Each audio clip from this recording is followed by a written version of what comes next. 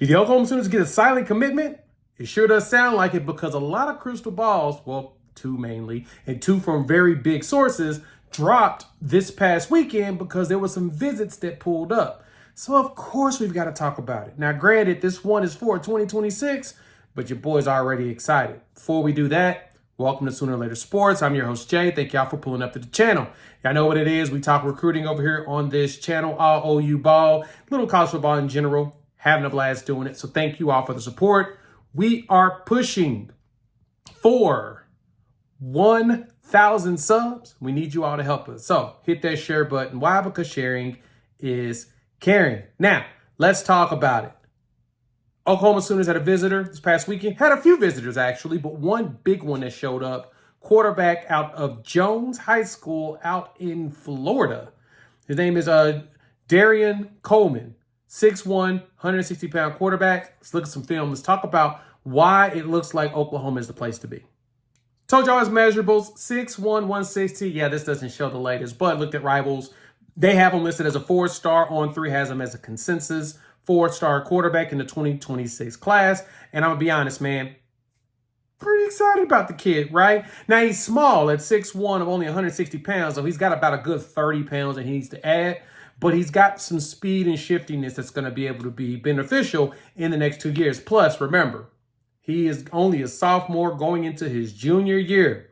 We got time for him to put on the weights that we need because he's part of the 2026 class. So him and Jonathan Hatton at running back, man, could be a dynamic duo. But the good thing about him is he's coming out of Florida. So it looks like Oklahoma's really putting an emphasis in recruiting out there, because we'll be out there, a couple times here and there, checking out the state of Florida. And hopefully we'll be able to pull some of those recruits from that area. Being out of Lakeland, Florida, Orlando-ish, Orlando Jones High School. So I like the fact that Oklahoma, like I said, is going out there towards Florida, but he showed some excitement, right? So he posted some pictures and stuff while he was there, holding that Heisman, asking if it's home, blah, blah, blah.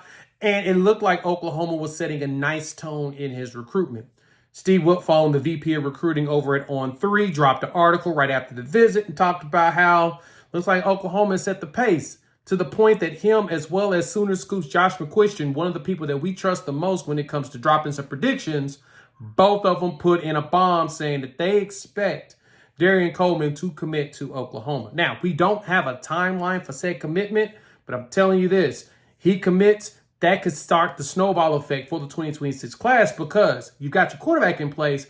They're usually your main recruiter, and their job is to go and get those players that want to play with them. But like, hey, man, we're 2026. Let's ball together. Jonathan Hatton was the first one for 2026, which shocked everybody because he came out of nowhere with his commitment.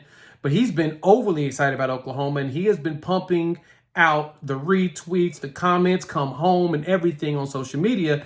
And I expect Coleman to do the same once he decides to commit and be the centerpiece in the face of that class. Now, I'm going to say this. I'm going to keep this a buck with all of you.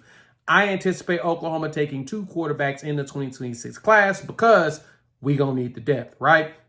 Because you'll have Kevin Sperry coming in the 2025 class. Once he comes in, you'll have Jackson Arnold, Michael Hawkins, Zerbrug, as well as Kevin Sperry. But behind him, you ain't got really much youth that's going to still be around. Now, you may go in and snatch a portal guy, but to be honest, it makes more sense to go ahead and recruit 2 quarterbacks, similar to what Alabama and Georgia will do, bring in that competition and see who sticks around, and hopefully you don't have to worry about having to replace nobody. The good thing is, having 2 quarterbacks, they both can work. You'll see what they look like and see what they can develop into. So I anticipate Oklahoma doing that, getting 2 quarterbacks in this class. We'll see what happens. Hop in the comments, let your boy know your thoughts.